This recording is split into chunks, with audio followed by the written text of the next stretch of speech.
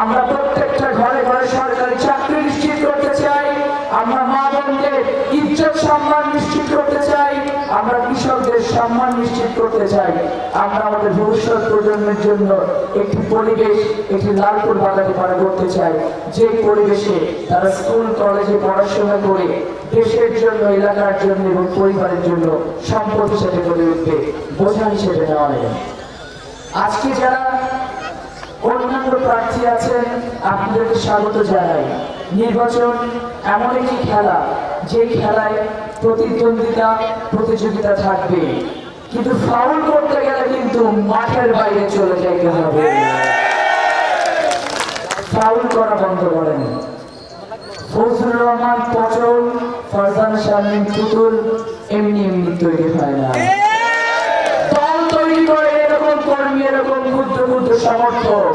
আজকে দলের আশীর্বাদ, দলের হাত আমার মাথায় আছে জন্য আমি ফারজানা শারমিন পুতুল আমার ব্যক্তিগত যত পরিচয় থাকতে পারে।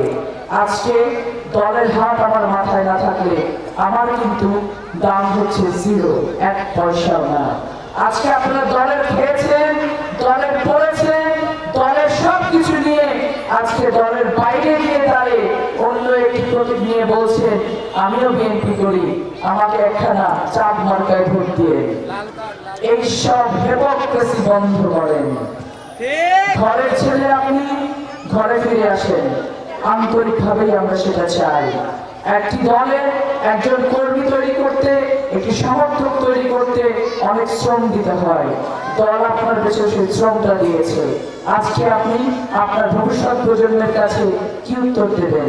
2026 সালে কিসে ভোট দিয়েছিলেন? উত্তরটা চিন্তা করবেন রাস্তায় রাতের বেলা থেকে এগিয়ে। বেশি কথা বলতে চাই না। আমরা একটি পজিটিভ মানবিক গণতান্ত্রিক বাংলাদেশ গড়ার জন্য কাজ করছি দীর্ঘ অনেকগুলো বছর ধরে।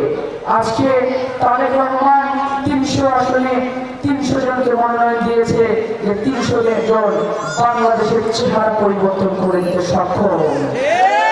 আপনারা আসুন, সকলে মিলে আমরা সেই স্বপ্নের বাংলাদেশ গড়ার জন্য কাজ করি, যে বাংলাদেশ হবে আমাদের সকলের জন্য বাংলাদেশ। গর্ব করে আমরা বলতে পারবো সবার আগে হচ্ছে আমাদের বাংলাদেশ।